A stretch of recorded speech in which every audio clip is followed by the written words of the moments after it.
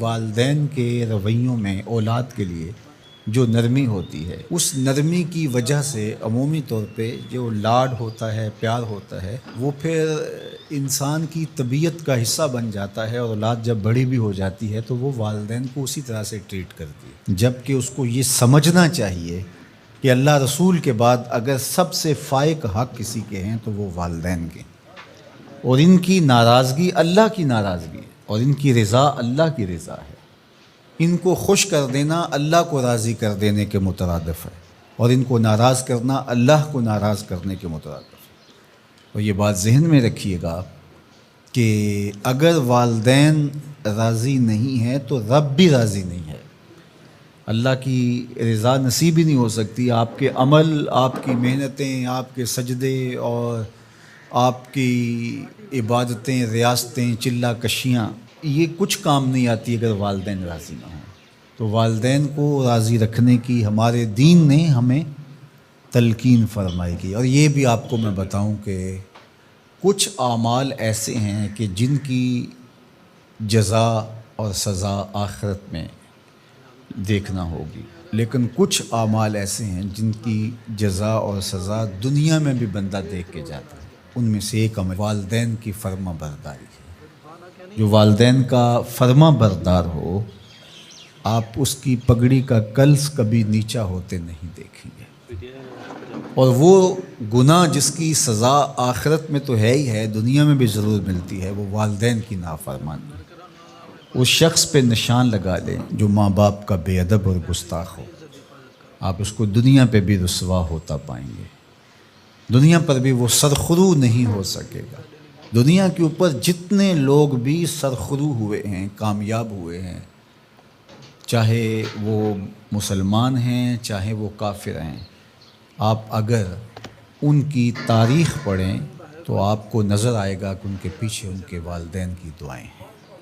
اگر والدین کی دعائیں نصیب ہیں تو انسان سرخرو ہوتا ہے، اور اگر والدین کی دعائیں حاصل نہیں ہو پاتی تو محنتیں بھی انسان کی عکاس چلی جاتی ہیں۔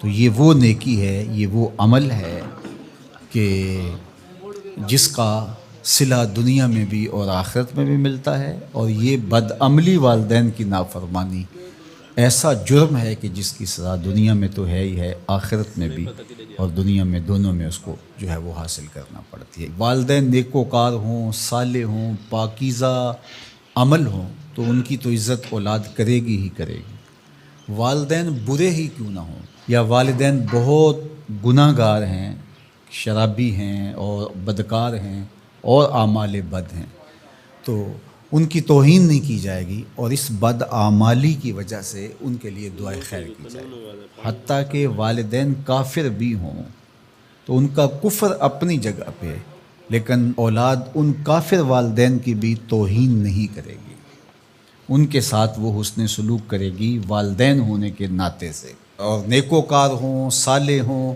تو پھر ان کے تو حقوق اور زیادہ عائد ہو جاتے ہیں۔ تو ماں باپ کے ساتھ ہمیں حسن سلوک کرنے کی تلقین کی گئی ہے۔ اچھا، یہاں اولاد کے لیے کبھی مسئلہ بن جاتا ہے، ماں کچھ اور کہہ رہی ہوتی ہے اور باپ کچھ اور کہہ رہا ہوتا ہے، اب اولاد کس کی اطاعت کرے؟ ماں کا حکم الگ ہوتا ہے اور باپ کا حکم اس سے مختلف ہوتا ہے، دونوں کے حکموں کو ساتھ لے کر اولاد نہیں چل پاتی۔ اب کیا کرے؟ علماء نے لکھا کہ پہلے تو ماں باپ کو ہی چاہیے کہ اولاد کو مشقت میں نہ ڈالے، کہ ایسا حکم دے کہ اولاد پھنس جائے کہ ماں کی بات مانو یا باپ کی بات مانو، ایک کی اطاعت سے دوسرے کی نافرمانی لازم آتی ہو تو بڑا مشکل مرحلہ ہو جاتا ہے۔ تو والدین کو اتنا خیال اور اتنا لحاظ رکھنا چاہیے کہ ان کو مشقت میں نہ ڈالے، ایسا حکم نہ دیں جو وہ بجا نہ لا سکے، جو ان کے لیے پورا کرنا مشکل ہو۔ اور بالخصوص ماں باپ کی لڑائی کے اندر اولاد جو ہے وہ پس کے رہ جاتی ہے، ماں کی بات مانی تو باپ ناراض، باپ کی بات مانی تو ماں ناراض۔ تو اس میں ایک تو والدین کو ہی چاہیے، لیکن کبھی اولاد پھنس جائے تو مسئلہ شرعی سن لیجئے، وہ یہ ہے کہ گھر کا حاکم جو ہے وہ مرد ہے، تو اگر ماں اور باپ دونوں کے احکام آپس میں ٹکرا رہے ہوں تو حکم مقدم ہوگا باپ کا، تو اولاد کے ذمے باپ کے حکم کو ماننا ضروری ہے، لیکن خدمت میں مقدم ہوگی ماں۔ جب باہر سے بچہ آتا ہے تو کھانے کے لیے یا کوئی چیز یا رات کو ٹانگیں دبانے بیٹھتا ہے تو خدمت میں مقدم ماں ہوگی لیکن حکم کی تعمیل میں مقدم باپ ہوگا.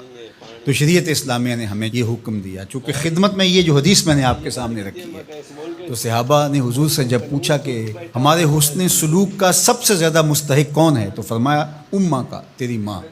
پھر کہا سما من، پھر کون؟ تو پھر فرمایا اماں کا، تیری ماں. پھر تیسری مرتبہ پوچھا تو فرمایا تیری ماں، اور چوتھی مرتبہ فرمایا ابا کا، تیرا باپ.